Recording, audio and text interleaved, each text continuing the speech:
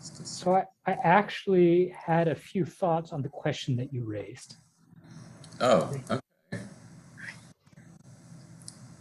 But I mean, it can wait, or I can just send them in writing. No, tell me what you think. No, I mean, just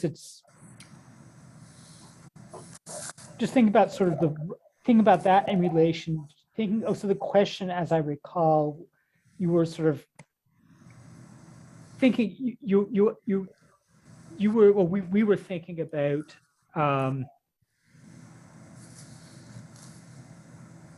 how to explain, the setting aside of an animal to starve to death. Yeah, well, specifically in the context of a korban chatat. Okay. But yeah, go ahead. What do you think? And so think about that in relation to korbanot in general. In some sense, the korbanot are stand-ins.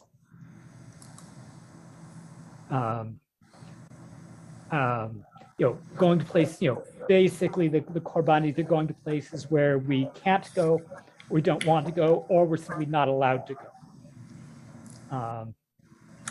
I'm not sure what you mean by that. Like going. But not allowed, but not allowed. I mean, there's a sense that there is a way in which there are times when we all want to be Nadav and Abihu.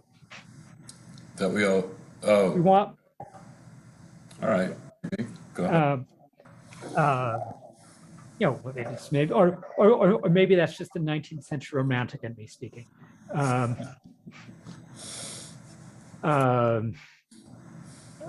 But in some, you usually what happens in the Quran is the animal is sometimes going into death or being this kind of total consumption in God or by God. And in some sense, the case, the chatat that ends up being unacceptable for whatever reason. In some sense, it's not death, but in some sense, fate worse than death. And it is not sort of out of sight, out of mind, but it's very much present. In the case, an animal that's meant to be a korban, in some sense, one has a very intimate relationship with the animal that's being offered as a korban. One, it requires a certain amount of care to ensure that it doesn't get a mum. One does smicha on the animal right before it's sacrificed. So there is a sense of intimacy. And the animal that's put aside, one is presumably hearing its cries until it dies. Well, it depends where you put it, but depends where you put it. But yes, but if one presumably doesn't want to put it too far out, because then some predator will just. Well, it's going to be in some kind of a shelter, enclosed pen or enclosed shelter of some kind. Yeah. But in any case, there is, I think, some identification with the animal. Yeah, that I think is a legitimate point. Yeah. And there is a sense that and maybe I'm sort of waxing popside here, but there is a sense that there are human equivalents to that fate. Whether it's whether it's being being disappeared, as we said in Latin America, or sort of the kind of the fascist night and fog, Hitler's night and fog decrees. We will make the person disappear without a trace. Or sort of or even just on a more elementary level, being so reduced by physical pain and mental confusion that we're effectively present but not present in the world. I mean, there's sort of it's a fate that we can identify with on some level. Maybe.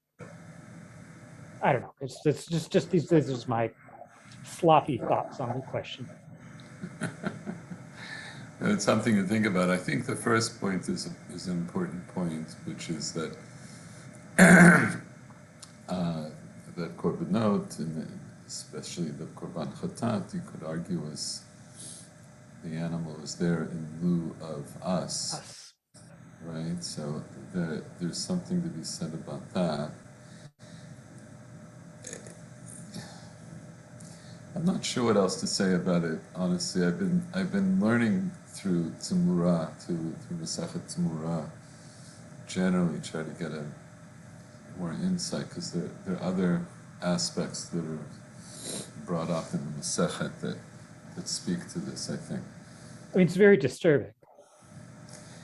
I think the problem is, first of all, on a visceral level, it's very disturbing, but it raises the question, because we learn out elsewhere in the Torah that you're not supposed to make an animal suffer needlessly. Tsar ba'alei chayim is an isur d'oraita. And so this apparently is an exception to that. Now that's, in and of itself, that's not surprising in the sense that there are many mitzvot which have exceptions, with what Chazal called hutra michlalo. It was released from its general rule. So, for example, the Torah says lo tirtzach. You're not allowed to murder, you're not allowed to kill. But under other circumstances, certain crimes are punishable by death, and so it's not that that's not ritzicha, it's that the Torah allowed ritzicha in certain instances. Is the verb allowed or required? Well, in this case, then it would be required. But the term, so that puts ritzicha in this category of a mitzvah that's hutra michlala, which means literally it was released from, it was undone from its general rule. Like lehatir in this sense is not to make permissible, it's to undo, like the way you undo a knot is called hatara. So the idea of the chatat meta, the chatat that is just left to die, that you have to separate it out and leave it to die, you could say that's hutra michlalo of tsar ba'alei chayim. It doesn't answer the question of why, and it's in this category of halacha l'Moshe Sinai, where it's not based on a scriptural source, it's based on an oral tradition, that this was a specific notion that came to Moshe, that was given to Moshe at Sinai. So I don't know. We can conjecture about it, but I don't know that we'll find anything satisfying for our consumption, So to speak. So to speak. Because look, the point, I guess that we spoke about it last time, and I think everybody understands this, that in general, when we talk about killing an animal or even a human, there are differences. We differentiate between slaughtering an animal, especially if it has... הלו? Hello? לא, רק רגע. יש לי בעיה, מרים. רק שנייה. We differentiate between different kinds of killing, right? So that, there's mitat beit din. There's also killing in the course of war, and then there's murder. And we differentiate between all these different manners of dying. Now, to the person or the animal that dies, you might argue it doesn't matter to them because they're dead. It matters. Right, but they're painful deaths, and they're not so painful deaths. So that's what I mean. There are different ways of distinguishing between deaths. But even if you murder someone in a non-painful way, it's still murder. Right? And if you kill an animal that you're allowed to eat through kosher slaughter, but you killed it in a non-kosher way, including a way that made it suffer, you're not allowed to eat it, right? So the animal may have suffered, or the person may have suffered, or maybe they did, or maybe they didn't. But we distinguish in all these ways. We put death in different kinds of categories, and not just in halacha, but also in civil law. We differentiate between different kinds of different deaths, different ways that people die. So yeah, the idea of the chatat meita is ktsat tamua. It's a little, wondrous, as it were. I don't have much else to say about it right now, but thank you for thinking about it and contributing. Yeah, maybe we'll think more about it along the way. Let's continue now, though, in the Mishnah. So we're up to Mishnah Bet, and just to remind us of oh, actually, there's something else that I wanted to mention. Just a second. From last time, which I don't know why I didn't see it because I was looking in the right place, but I missed it. So in Perek Vav Mishnah Aleph, the Mishnah we did last week, I made a strong point of how to read the Mishnah, that if the Hagrala had already taken place for the two Seirim, and then one of the Seirim dies, so the Mishnah says, if one of them died after the Hagrala, Yavi Zug Acher v'Yagril Lahem Batchila, and you bring another pair of goats, and you make the Hagrala from the beginning, V'Yomar Im Shel Shem Meit.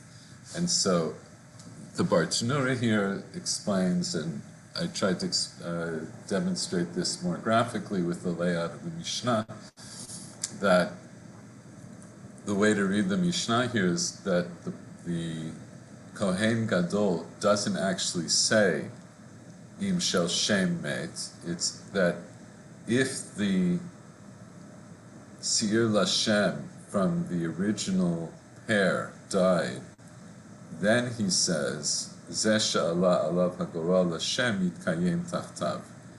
He says after he does the Hagrala Shniya, that the Seir, that the what Lashem fell on it, is going to stand in its place. And this is, and I said it's in contrast to language that we see elsewhere. And so here I'll just show you the elsewhere. This is not the only example, but this is one of the examples in the Mishnah Psachim.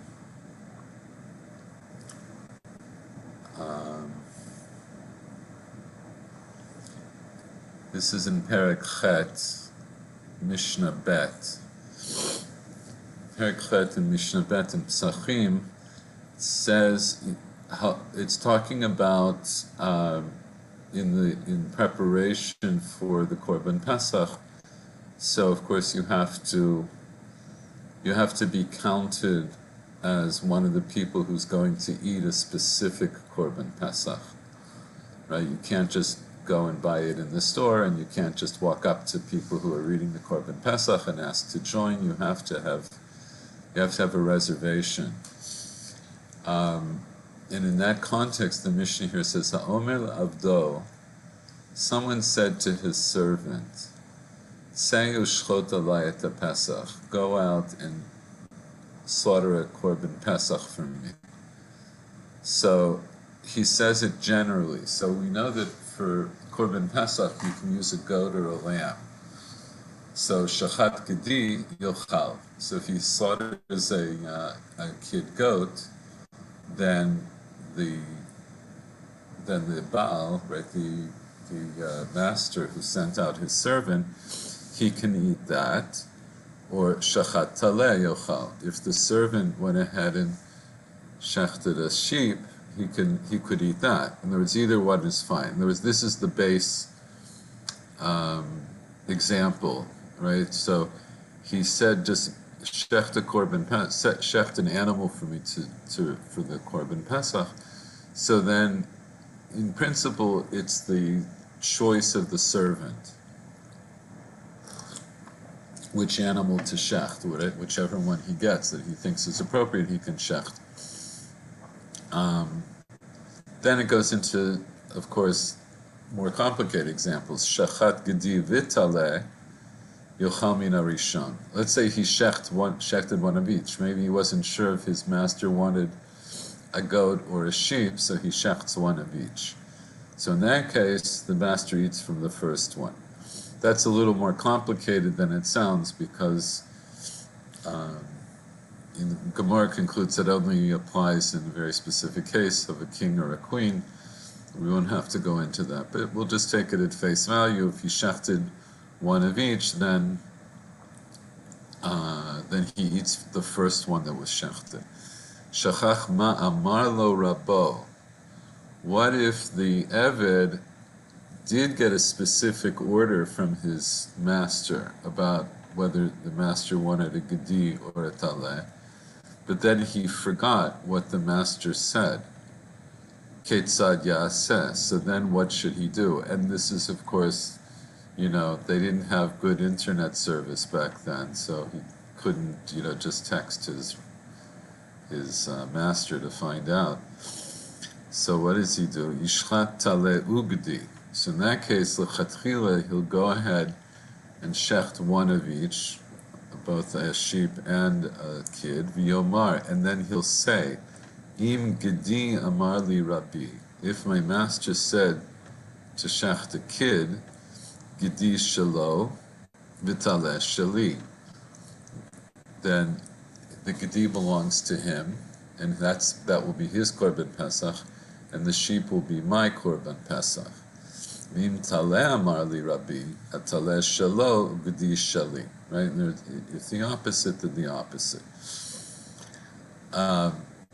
So this is an example of a conditional statement, which sounds it's formulated similar to the way the Mishnah we see in Yoma. If such and such, then it's an if-then thing. If it was this possibility, then I'll do this, and if it was the other possibility, I'll do that. But here it's truly a conditional.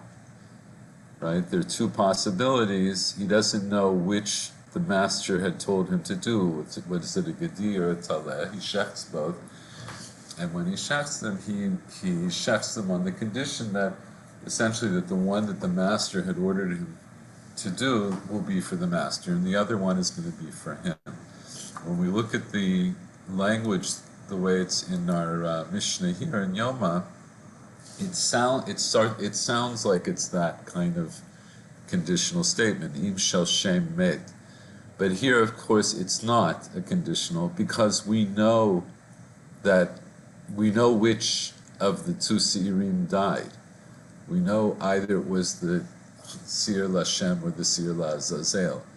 So the language of im shel shem met is not part of a conditional. It's just the Mishnah telling us that now the Kohen Gadol, there are two possibilities, and that when he does the second Hagrala, it's going to be one of two things. Either the Goral Lashem is going to be the one that designates the Chatat Lashem, and that will be the stand-in for the first one, or the Seir Lazazel.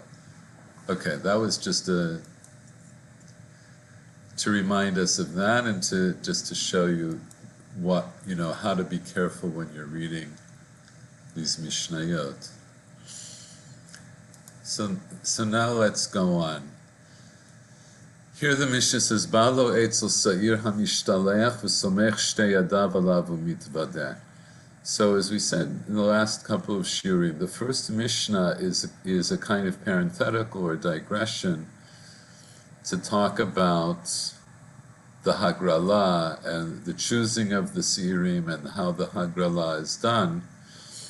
But at this point in the order of the things that the Kohen Gadol is doing on Yom Kippur, this is the point that he is up to now. Balo etzel seir hamishtalech. In other words, because he's already at this point, he's done he's already shechted the Seir Lashem. He's already brought the blood lifnai v'lifnim and the Heichal and on the Mizbeach and so forth.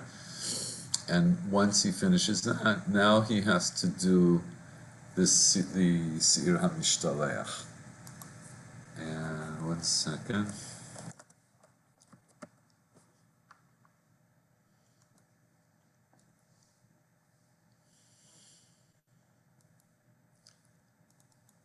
So, let's see.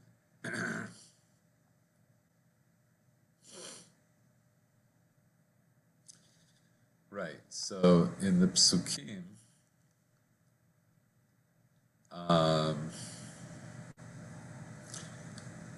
right, so we got in these Psukim from, I guess, from Ted Zion and on, it talks about what we talked about mainly in Perek Hay, about the sprinkling of the blood in its various iterations. And then when he finishes that, right, it says in Pasuk Kaf V'chila mikaper et HaKodesh, and he'll finish the atonement for the Kodesh, and for the Olam Moed, and for the Mizbeach, v'hikriv et ha'sa'ir achai, and then he will bring forth the living Sa'ir. So which is the living Sa'ir? The Seir HaMishtaleach. The Seir HaMishtaleach. So then it says in Pasuk Kaf Aleph, v'samach Aharon et shtei yadav al rosh ha'sa'ir hachai, v'hitvada alav. He's going to lean his two hands on the head of the living goat, and he's going to confess on it, at kol avonot b'nei Yisrael v'et kol pishayim l'chol chatotam, v'natan otam al rosh ha'sa'ir. He's going to place them on the head of the goat, v'shilach biyad ish iti hamidbara, and he'll send it out with an ish iti, or with an ishti, or with the ishti, toward the wilderness. V'nasa ha'sa'ir ala b'kol avonotam el eretz gzeira v'shilach et ha'sa'ir b'midbar. So the sa'ir is going to carry on it all of the iniquities to this forsaken land, and he'll send the Seir out to the wilderness. So this is what we're up to in the Mishnah. Balo etzel Seir HaMishtaleach. So now we know what he has to do. He has to do smicha and vidui. V'samech shtei yadav alav u'mitvadeh. He's going to lean his two hands on it and say vidui. V'chachaya omer, Ana Hashem avu pashu chat'u lefanecha amcha beit Yisrael. Ana Bashem, kaperna la'avonot v'la'psha'im v'la'chata'im, she'avu v'shepashu v'shechat'u lefanecha amcha beit Yisrael, ka'katuv b'torat Moshe avdecha le'mor, ki b'yom hazeh yechaper lechem v'ta'er etchem mikol chata'echem lifnei Hashem titharu, והכהנים והעם העומדים בעזרה, כשיהיו שומעים שם המפורש שהוא יוצא מפי כהן גדול, היו קוראים, משתחווים ונופלים על פניהם, ואומרים ברוך שם כבוד מלכותו יום ועד. Okay, so we've seen this scene before, after each vidui, because he ends off the vidui with this pasuk, and when he says the pasuk, he says the Hashem's name in the Shem HaMeforash. There's one of the things that I'm going to come back to. I decided also to leave this till later, is to understand what the Shem HaMeforash was. What exactly are we talking about? There are different later opinions about this, but there's a sugya in Masechet Kiddushin that talks about it. And Shel? got it. Yes. Where is the Kohen Gadol standing? Where is he when he does this smicha? Because people hear him, so he's probably outside. Yes, of course, he's outside. So where did we leave the Seir HaMishtaleach when all the other things were happening? Outside the Hechal. Right, so not right outside the Eichel, but in the Azara, apparently in front of the gate or the opening that would have led into the Ezrat Kohanim. And so presumably that's where he goes now to do the smicha. So yes, it's outside. It's in the Azara, and this is what he says. Right. So the Kohanim, Ha'am, the Kohanim and the people who were standing in the Azara. So the Kohanim would be right around him, and then the Am would be people who would be, a little bit further away, because they wouldn't be in the Ezrat Kohanim, but they could come right up to the Ezrat Kohanim, and they would hear him say this. Actually, I've got one question here. Sure. So I mean, I always imagine the different chatat, or the different korbanot, sort of here, being a bit like sort of concentric circles. For the Kohen Gadol and his family, and then the Kohen in general, and then the Am in general. But the fact that this is in third person, the fact that the vidui is in third person rather than first person plural suggests something else.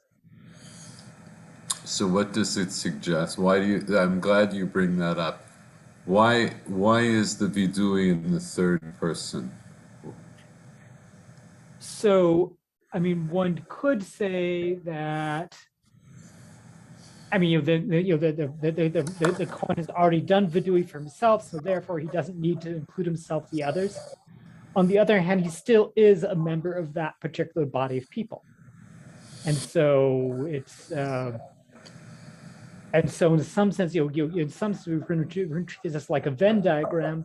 Instead of it being concentric circles, you've got the Kohen Gadol here, and you've got the Am here. So I think the answer you gave to begin with is the correct answer. That is, it's true that he's part of the Am, but in order for, as we discussed earlier, in order for the Kohen Gadol to be fit to do the Avodah for Am Yisrael, he already needed to get his kapara for him and for the other Kohanim. And so when he does this vidui, he apparently doesn't have to include himself in talking about in the vidui, in the vidui itself. So hold on a second.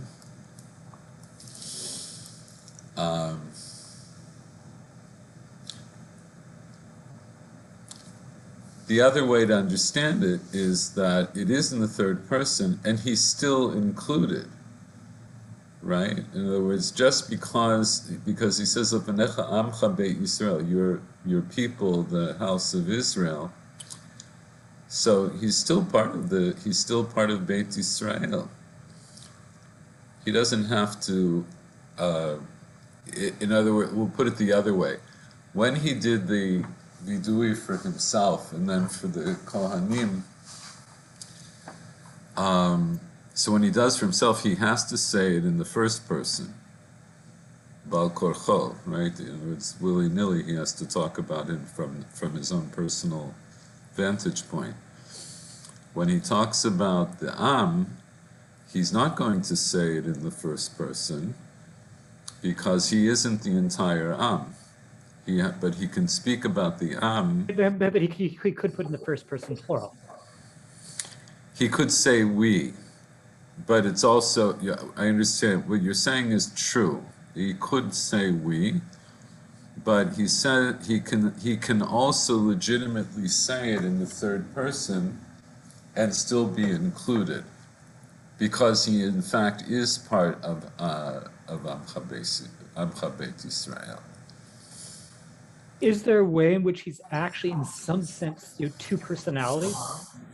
There's the personality who wears the big day shesh, and the personality who wears the big day zahav, and the one who wears big day zahav is actually part of the but the one who wears the shesh, in fact, is separate.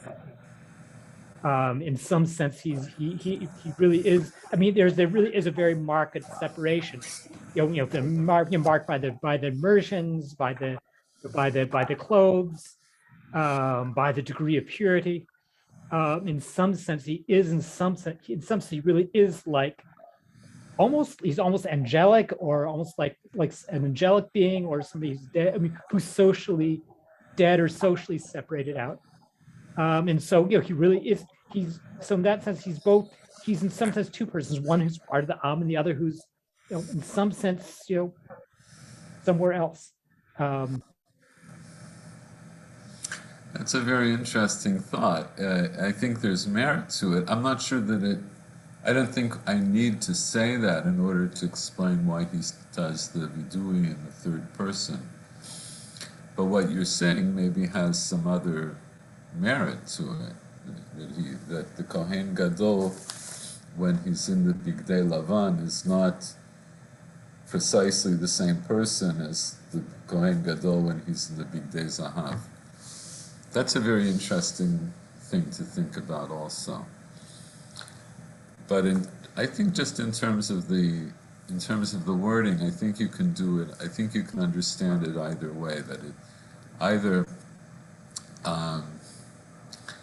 either he is including himself. It's just that he doesn't necessarily have to include himself in the third person. He can, in the first person, he's also included in the third person.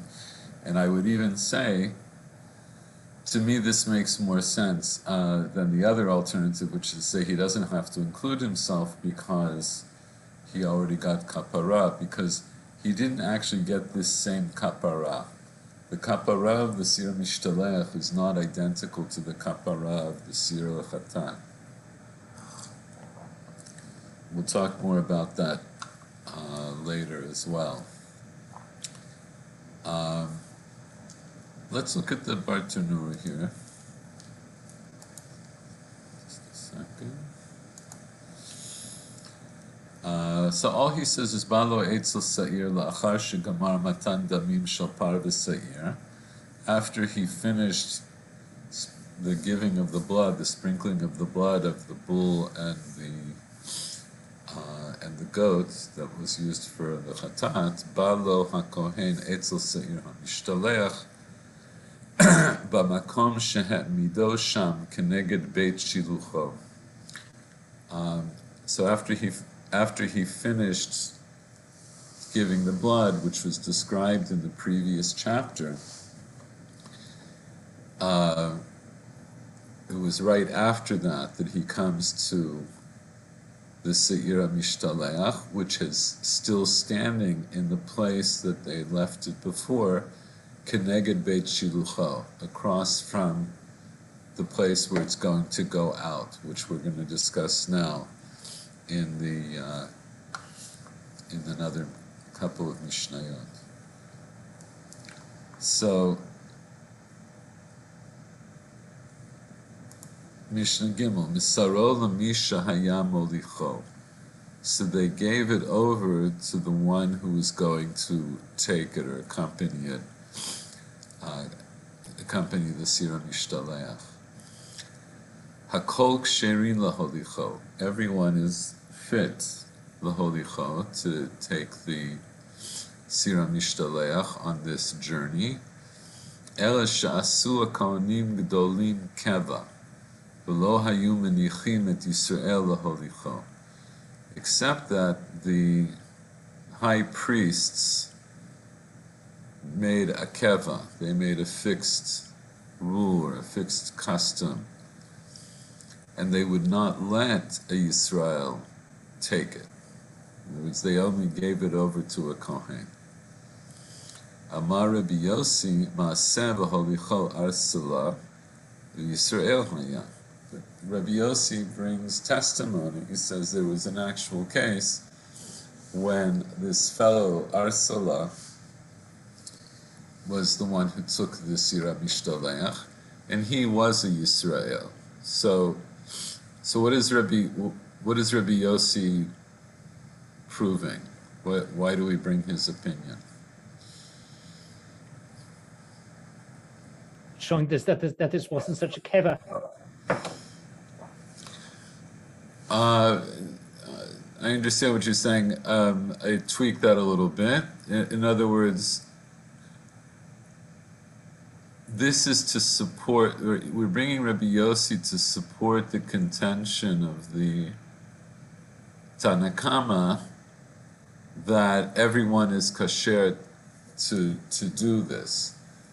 Everyone's kasher to do it. What was the point of the Tanakama? Everyone's actually kasher to do it, but the Kohanim Gedolim restricted it to other Kohanim. And Rabbi Yossi, but actually, there was a case where that didn't happen. Yes, Paul. This person is called a Ish Ha'iti. You wouldn't call a Kohen Ish. You should. It's not a nice way to call it. No, why do you say that? After all, an archangel is referred to as. Remember that it's not exactly the same, right? But we already know from the first parak that it was a term of respect to call the Kohen Gadol Ishi, my man, Ishi Kohen Gadol. That was a term of respect. So Ish itself is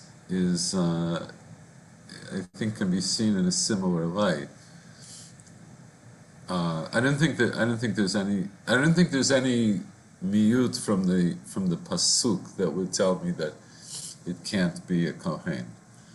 So and here, just a second, we'll look at the Bartanur says Elasha Suha Kohanim Keva Liot Mishalchinoto. They made a fixed thing that to be the ones to send it. V'lo hayu beit din shel kohanim menichim et Yisrael lo. The beit din of the kohanim would not allow a Yisrael to take it. So we know from elsewhere there were sometimes tensions between. Excuse me. Sometimes tensions between the Beit Din of the Chachamim and the Beit Din of the Kohanim, where sometimes even, la halacha, that the Beit Din of the Kohanim would make a certain drasha that la halacha, that the Chachamim didn't agree with. So, of course, the Mishnah is written by Chachamim and not by Kohanim. And they, in a sense, got the last word on these kinds of things, on these halachot. And so the Mishnah is reporting that there was a kind of machloket. It's not, but see, in general, when the Beit Din of the Kohanim disagreed with the Beit Din of the Chachamim, it wasn't seen as a machloket the same way as there would be a machloket amongst the Chachamim, because there not in every case, but in general, the Beit Din of the Kohanim was not considered to be, in a sense, on the level of or worthy of disagreeing with the Chachamim. It's just that in certain things it didn't matter because they had the power to carry out their wishes. And this seems to be one of those cases. That is, the Mishnah here wants to emphasize that the din is with the Chachamim, that any Yisrael could also take out the Sir La'azazel. But in practice, it would seem that at least in most cases, the Kohanim wouldn't let a Yisrael do it. That seemed to have been the practice. So Rabbi Yossi comes to say, even so, maybe in a way like Michael said, it's not so keva. Maybe for the Kohanim it was keva, it was something fixed, but either this happened before the Kohanim Gedolim made it a keva, or it happened even after, and it showed that the Kohanim were not, did not always have the last word on who was going to take the Ishiti. It doesn't tell us how this man is picked. And when it says Hakol Ksherin, you also should ask, who does that include? Is that just to mean Kohanim, Leviim, and Yisraelim? Does it also mean women? Does it also mean children? Like what? There are other places where the Hakol appears. Hold on a second.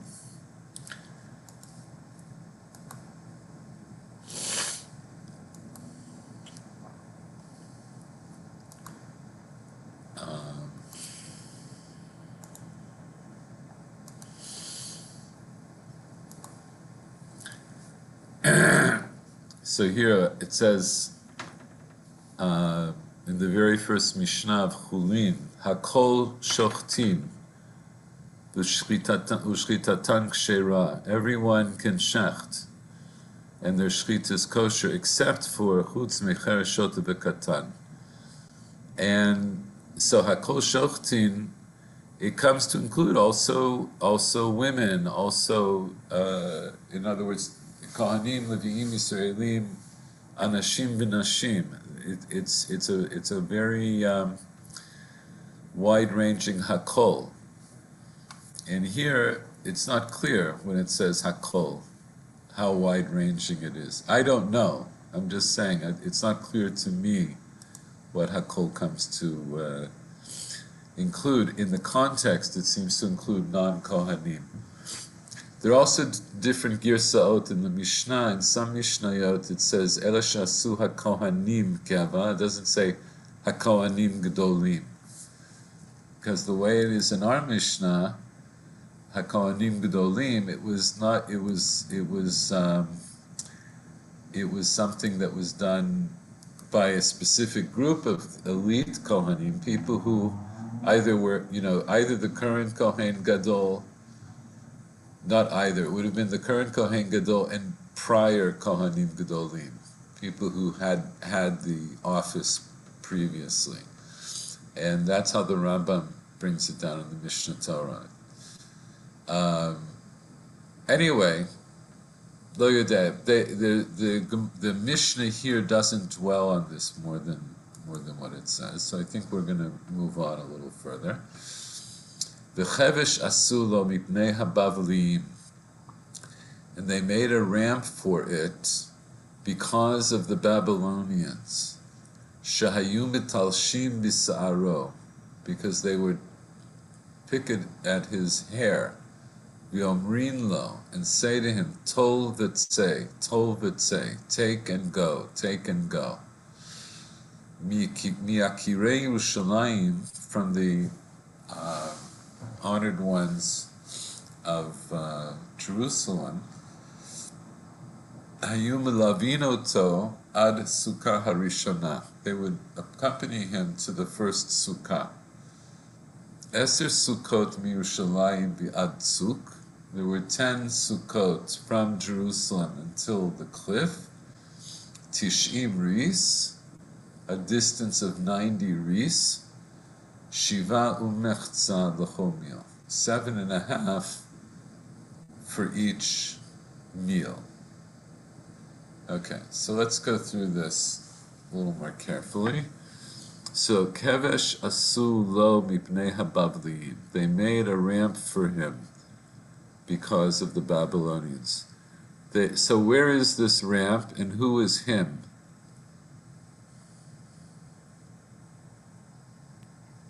I'm assuming the ramp sort of takes them above the crowds. Maybe going all the way out to where the goat is pushed off the cliff. I'm not sure, but the him would be the isha iti, nachon. So, or it could be the goat, but I think it would be the isha. Okay, so in this first phrase, it could be either the goat or the ish iti. And then we still have that question, Shayu mitalshim bisaro, because they would pick at his hair or at its hair. V'omrin lo, and they'd say to him, take and go. So when we say tol v'tzei, take and go, who are they addressing? Who are these Bavliim addressing? I think it has to be the goat. They're saying, take our sins and go. Okay, so one possibility is that they're talking to the goat, as it were, and they're saying to the goat, take our sins and go. What's the other possibility? They're speaking to the Ishiti, and they're saying, take this goat and go. Take the goat and go. So, right, it's not 100% clear. It's one of those two, right? In other words, either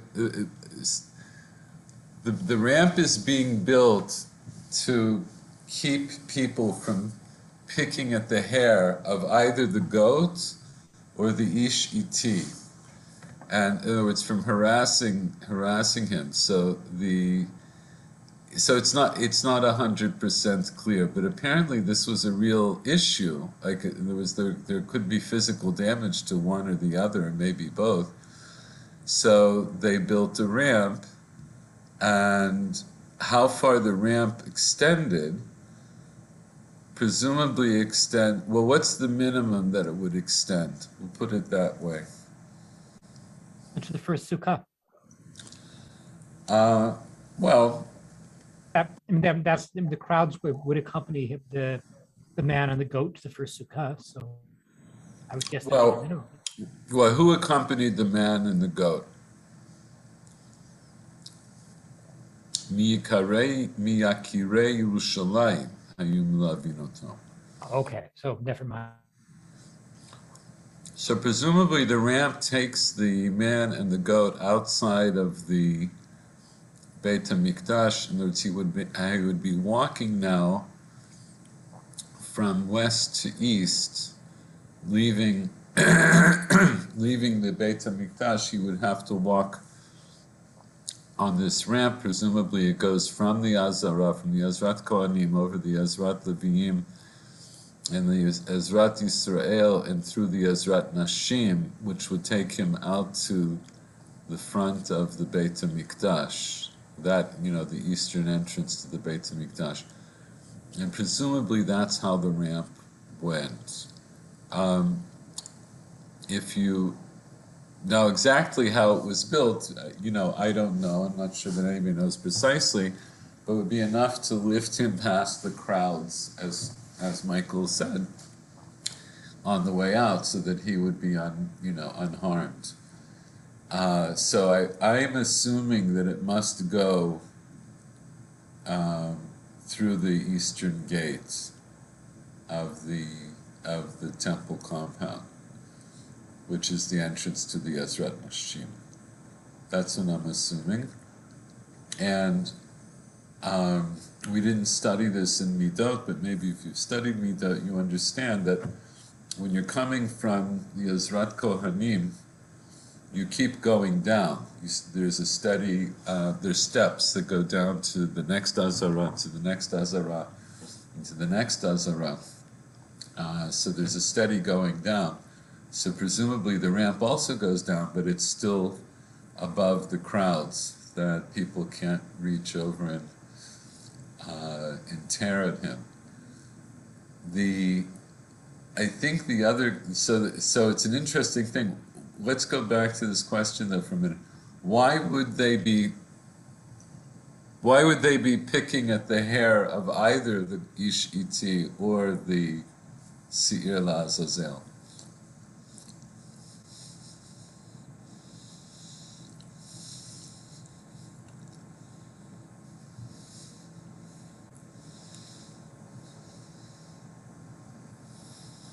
The people at this point are probably, I don't want to say agitated, but somewhat worked up. There's this whole big procedures going on. They're watching it.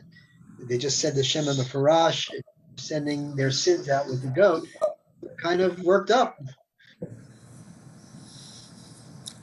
Right. So at this point, I think agitated isn't an inappropriate word.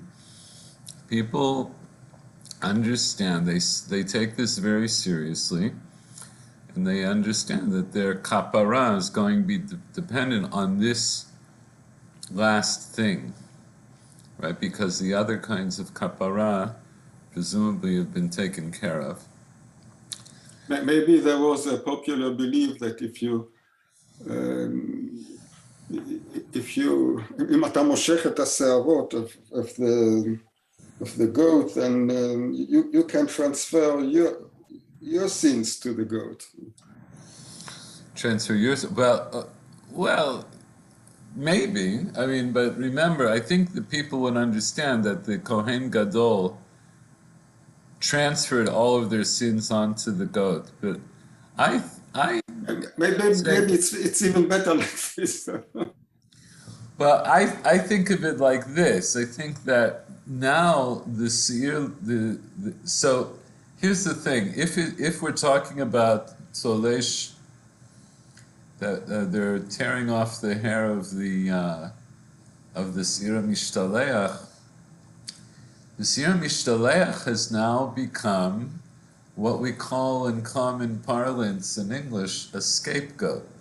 In other words, the people now see that this seir is the embodiment, it's the corporeal embodiment of their sins. Even though that's not actually the language that we used earlier. In other words, the language is that it's carrying the sins, but they see it as the embodiment of the sins. And so it's like an object of disgust, and the tearing at the hair would be like, a way of actually trying to harm it, because it's such a disgusting figure and it represents something so terrible to them. I mean, with how much might we make of the fact that that's a seir, which is a stand, which is related to Aesop, which is related to Rome. That in some sense, this is our, in some sense, Rome is the embodiment of everything disgusting, and this is our way. This is a way, maybe the only possible way now of getting at Rome. Well, I'm not going to say you're wrong. I think it's a bit of a leap. Actually, I thought you were going to say something else. I think it's a bit of a leap, but it's not necessarily not true. This association with Rome, it's not clear to me that was an association that was actually made at the time. The Ramban speaks about it, about 1,000 years later. And I'm not saying that the Ramban is incorrect either, God forbid. I'm not sure that was in the consciousness of the people at the time, that the seir represents Rome. I think that's a bit of a leap. I mean, I think there was the cult of there was the cult of Pan, which was important in that part of the Mediterranean. So I mean, they would have seen some. There would have been some maybe some. Again, it doesn't show. No, but I think this is the thing. When you say the cult of Pan, so this is something we talked about a long time ago. That the Torah itself seems to refer to a cult of that nature. Right, it's the parak immediately after this parak. If you remember, we looked at this at the time, especially because of the comment of the Ibn Ezra, where he talks about the Seir LaAzazel. Rak shniya.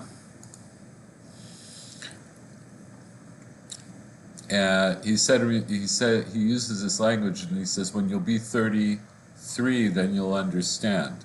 And the Ramban points out that it's 33 psukim from where the Torah talks about the Seir LaAzazel until it talks about the next issue, the next parsha, which is the Isur of Shchutei Chutz.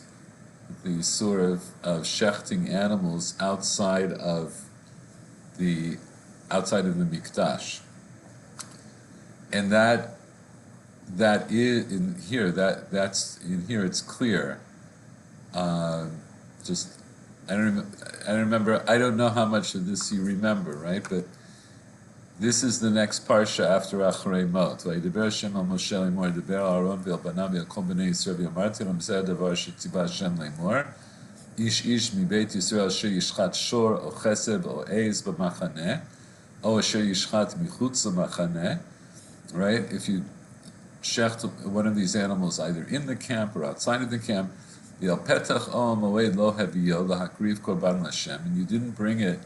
That person didn't bring it to the opening, to the front of the Ohel Moed, to bring as a korban Hashem, nifnei mishkan Hashem. Dam yechashev liishahu dam shafach. This will be considered as blood to this person. He has spilled blood. V'nichrata ishahu mikerav amo. He'll be given karet. Leman, why? Leman asher yavi b'nei Yisrael tzivcheihem asher heim zovchim al pnei hasadeh. So this din is here in order that Bnei Israel should bring the animals that they shacht on the face of the field, in other words, outside, v'heviyum l'Hashem, and bring them to Hashem. El petach ha'moed, el kohen gadol, v'zachu sivchei shlamim Hashem otam. V'zarak ha'kohen et adam al mizbach Hashem, petach ha'moed, v'iktir ha'chelev v'nereich nichoach Hashem. So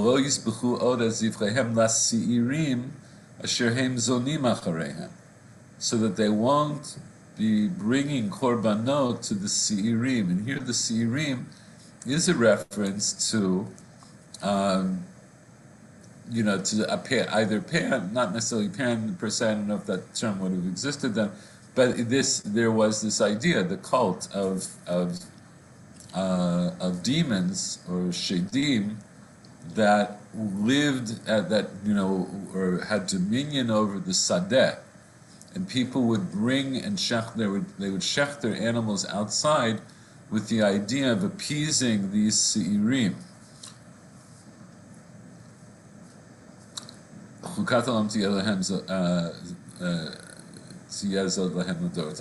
the Ibn Ezra makes this connection in this roundabout way. He doesn't make it explicitly because apparently he doesn't want to speak about it explicitly, but the Ramban fleshes it out. And it is, it's similar to what you're saying. But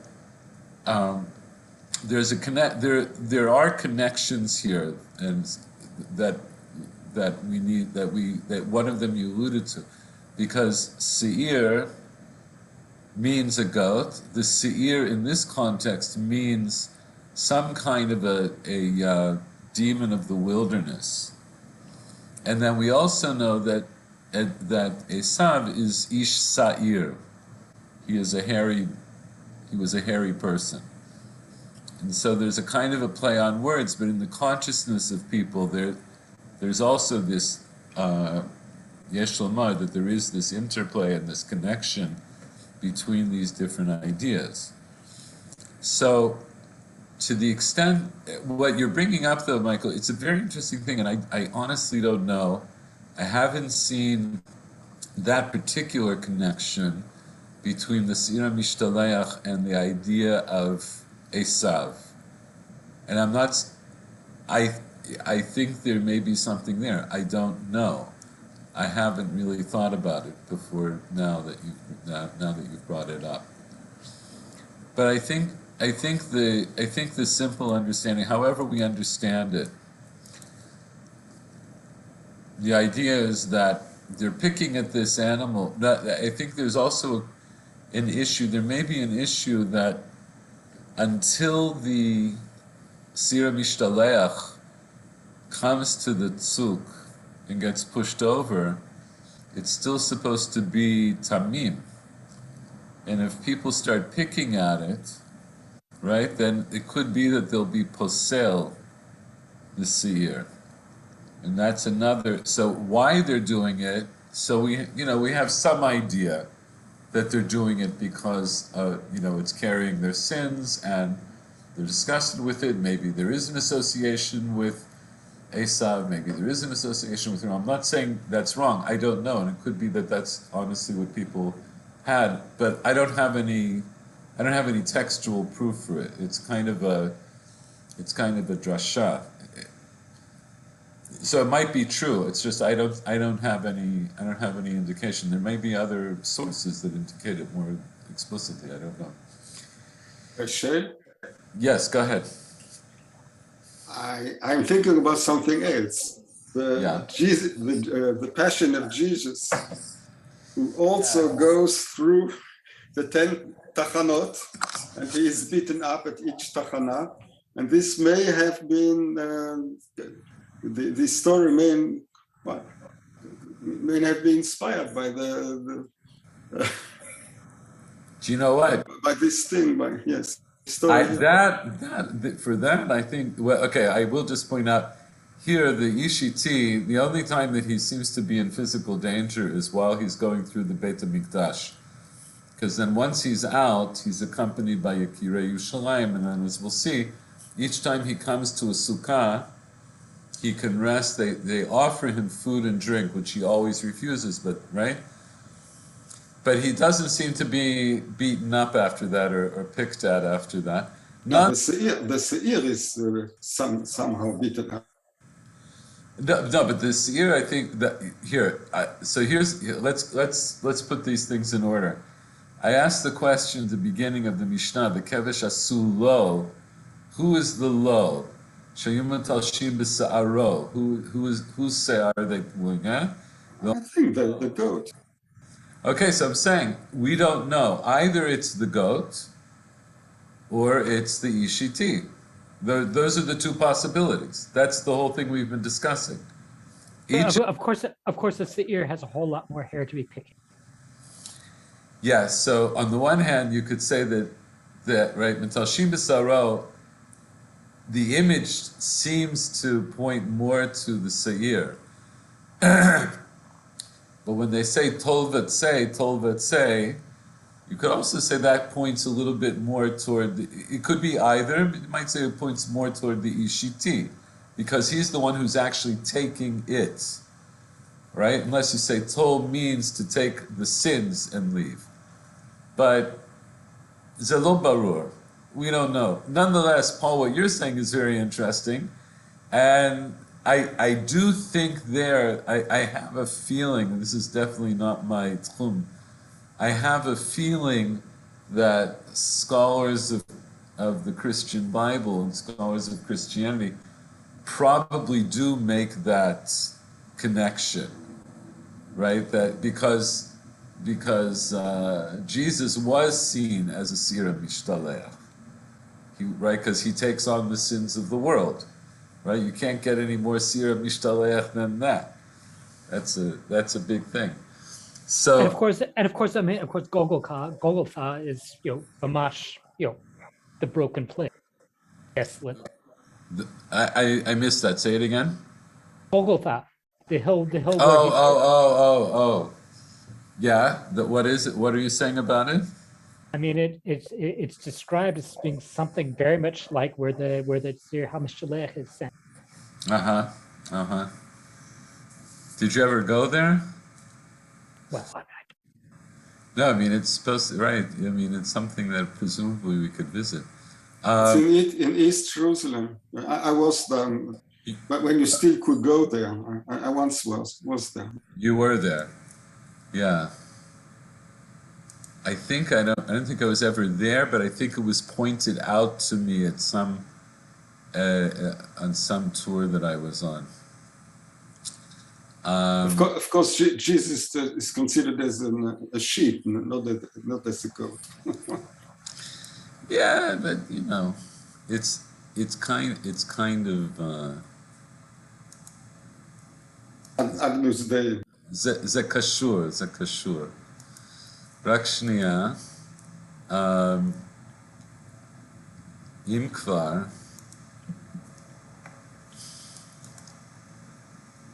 see.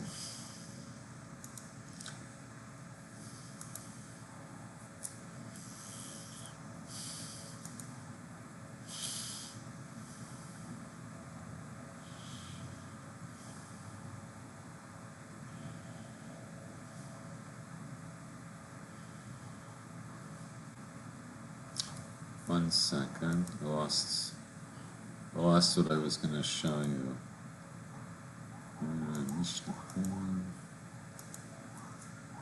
There we go.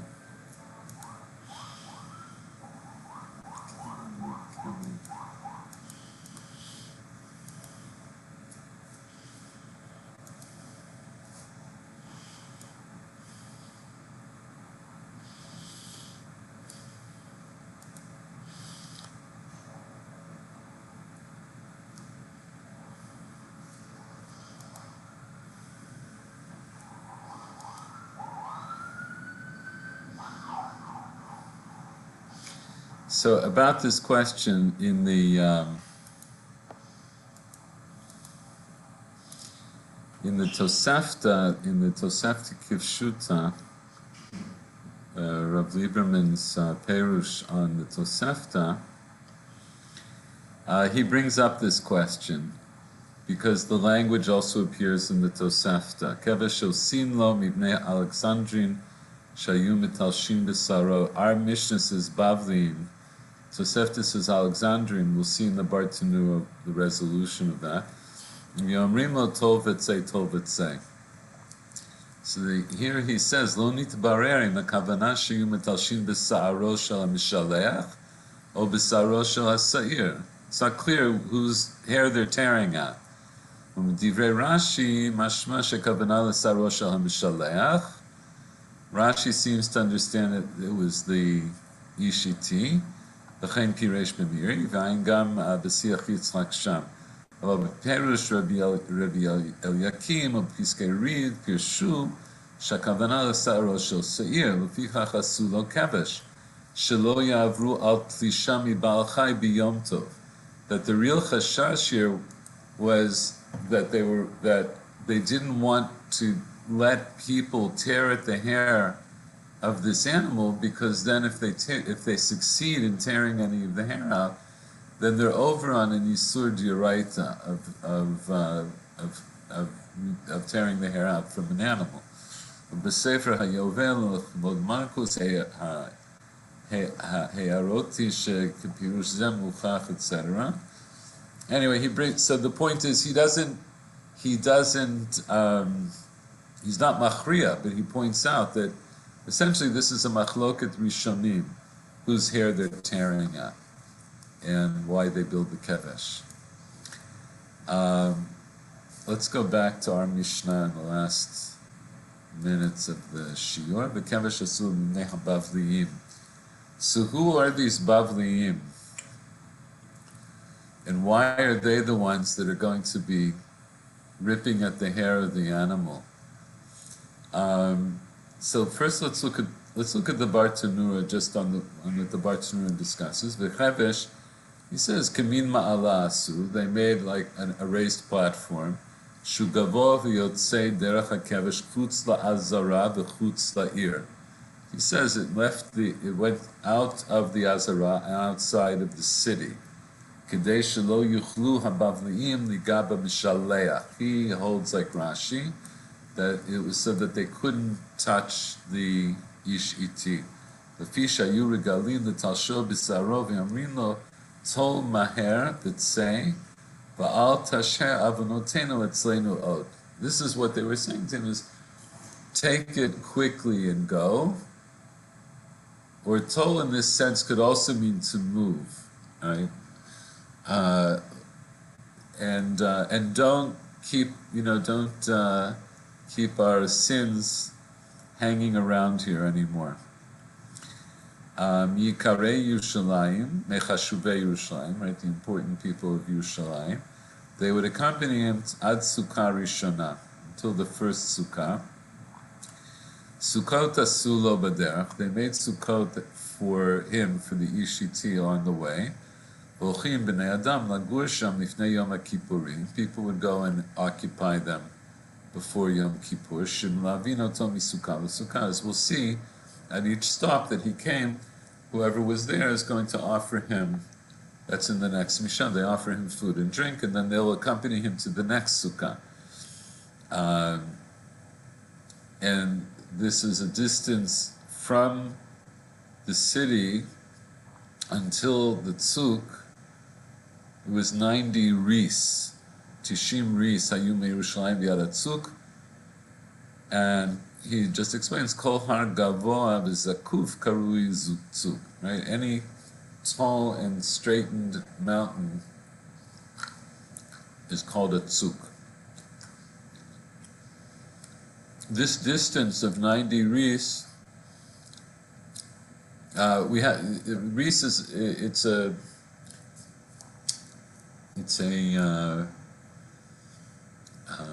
measurement we don't see that often. There are different opinions about how long how far a ris is.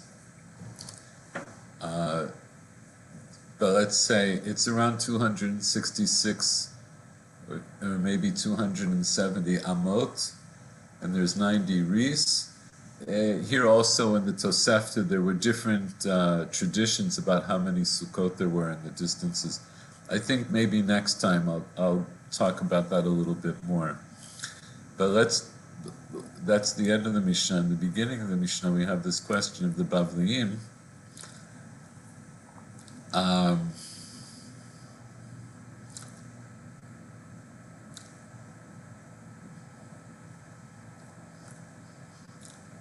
So in the Gemara it says, the Tosos Yom Tov says, Habavliim lo Bavliim hayu el Alexandriim. They were Alexandrites. They were people from Alexandria. Kamasha Katav HaRav B'Perish Mishnah in Menachos, and I'll show that to you there. So it's a funny thing.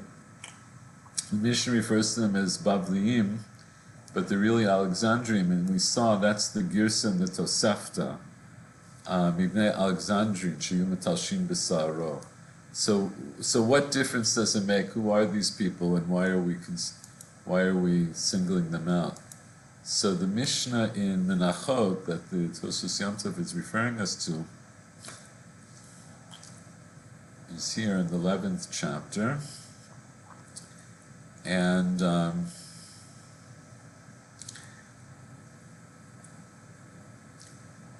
here it's talking about the shulchanot that were in the Beit HaMikdash that had the lechem hapanim, and how they were arranged, and then how that every week the bread would get exchanged, and the bread from the previous Shabbat would be taken and distributed to the Kohanim to eat. And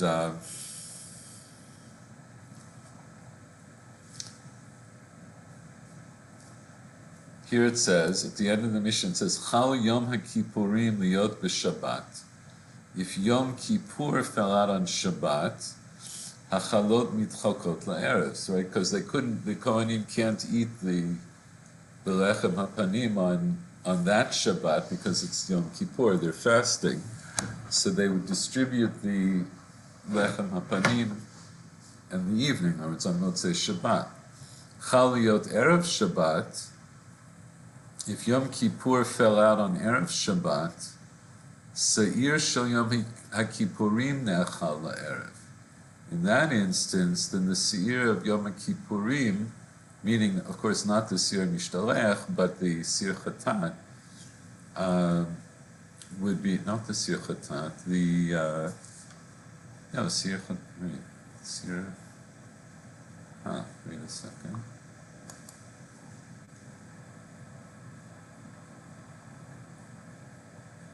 A Sir Shel Musaf, right, which was a Chatat, right, because the Sir Chatat was taken outside and burnt, but there was another Sir, which is the Sir of Musaf. So because it's a Chatat, it's a regular Chatat, then it's Ne'achal Kohanim, Zichrei Kuhuna. So they can't eat it on Yom Kippur.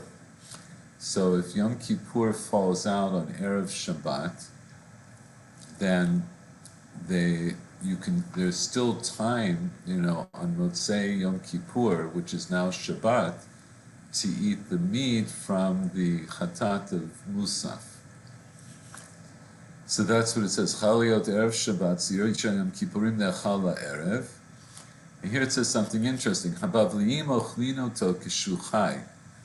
So the Kohanim who were Bavliim, were Babylonians or maybe had a Babylonian origin, they would eat that meat raw, Ibnei Shadatan Yafa, because they had not Yafa, meaning that they had, they were sort of like broad-minded. That's the thing. Why did they? It's forbidden. Ech? Forbidden to לאכול מהחי.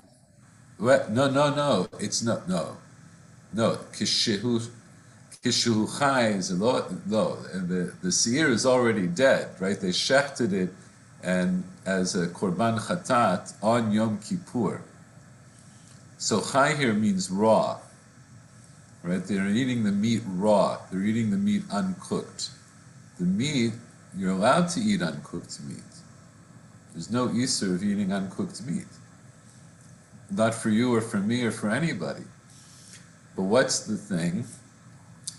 Why are they eating it raw? They couldn't cook it on Shabbat. You can't cook it on Shabbat. There's, in other words, when the chatat is when the korban musaf is brought, it's brought on erev Shabbat. So of course you're allowed to shecht it because that's part of. By the way, that's also an example of a mitzvah shehutra miklalo, that it's a shchita on Shabbat is asur, but it's hutra miklalo because you're allowed to shecht korbanot on Shabbat. In any of that's on the side. So they can't cook that meat on Shabbat, on erev Shabbat, because erev Shabbat is Yom Kippur. Now the only time they have to eat it is that night, because next morning it'll be notar, and they'll have to burn it. So the only chance to eat it is tonight, and they're not allowed to cook it on Shabbat. So who would eat it? These Bavliim would eat it, because da'atan yafeh. They would eat even raw meat. So it tells you something about these Bavliim. So let's look here at the Bartanura. Bavliim, he says, Kohanim Shalumi Bavel. These are Kohanim that actually made Aliyah from Bavel. V'Gemara Mefaresh. And here the Gemara explains, Lo Bavliim Hayu, Ela Alexandriim Hayu. They were actually Alexandrites. I'm not saying that correctly, but people from Alexander. This is the most interesting part. Al-Shem Sheson'im Talmidei Chachamim Shebe'eretz Yisrael at Bavliim Karu Alexandriim Shosim Ma'aser Avatanut Bavliim. The Chachamim in Eretz Yisrael did not like people who came from Bavel. It was so calling somebody a Bavli was an insult. It was just a way of insulting them. And the way so the people who were doing this were actually Kohanim who had originally apparently hailed from Alexandria, where apparently they were accustomed to eating raw meat, which was considered to be, not a proper, not an acceptable thing to do, even though halachically it's okay, but it's not like good etiquette to eat raw meat. And so they insulted them by calling them Bavliim. They called them Babylonians. Oh, you Babylonians. This is how you this is how you eat your meat. So so we see also back in our Mishnah, and